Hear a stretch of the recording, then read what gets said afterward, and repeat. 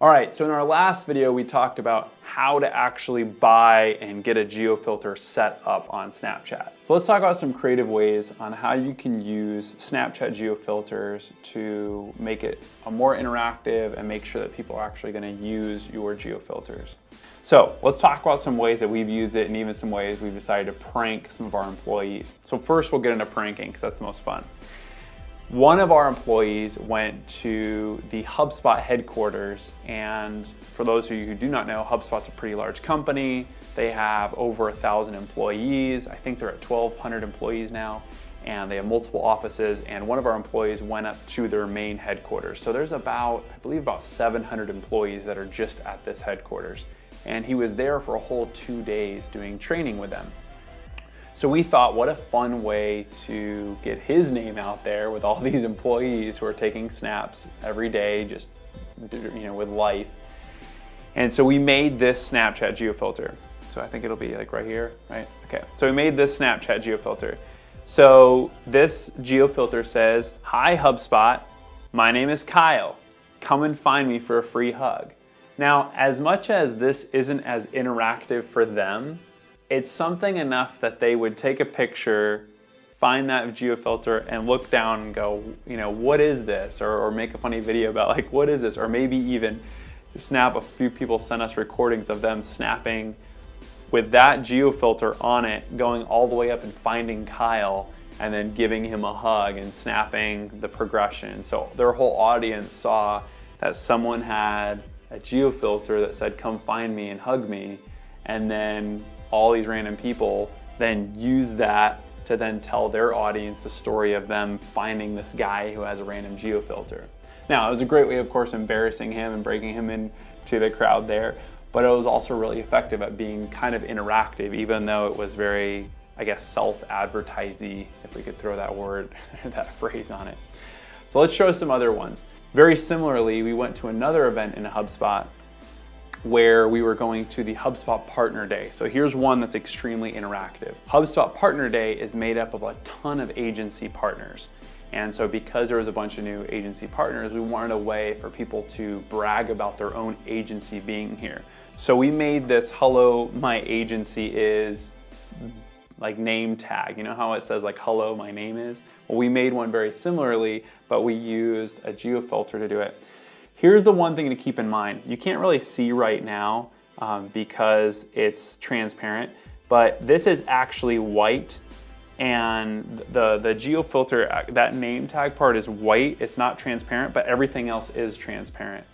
The only problem with that is whenever you draw on Snapchat, it'll go behind whatever filter you have.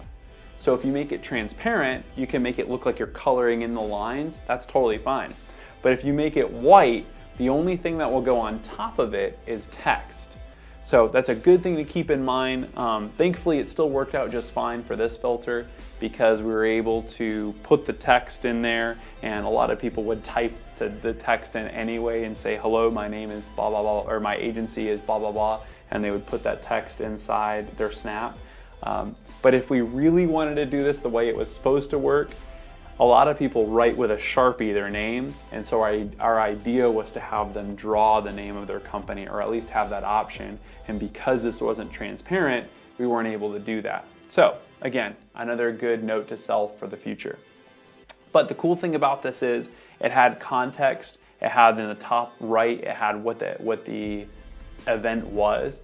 So if you're attending an event and you're not the one throwing the event, this is a great way to get people to use your geofilters, because you can see in the bottom there, it says "Made with Love by Huify." That's our advertisement, if you will.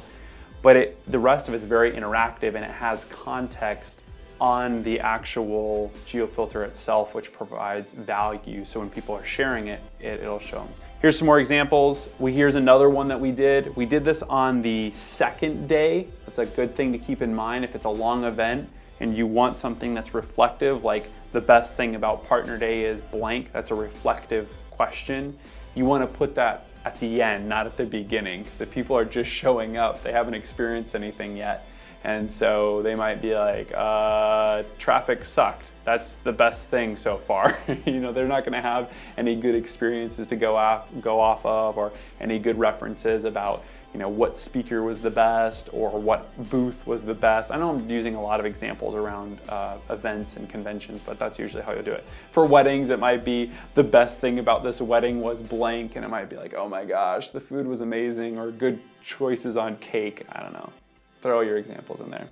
But if you're doing this, think this through when you're buying it, because you want to make sure that it's going to show up later in the event than earlier if it's anything to do with reflective on how the event went.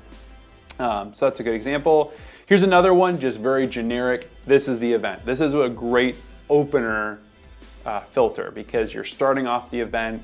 Everyone wants to broadcast what event they're at, how cool they are, where they are, why they're there, all that kind of stuff. So this is a great, perfect Snapchat to start with, or sorry, a good geofilter to start with on Snapchat, because it gives a lot of context, it's big and bold, and it tells people why basically they should care, and it's a good introductory piece for all the next ones. We threw this one out there.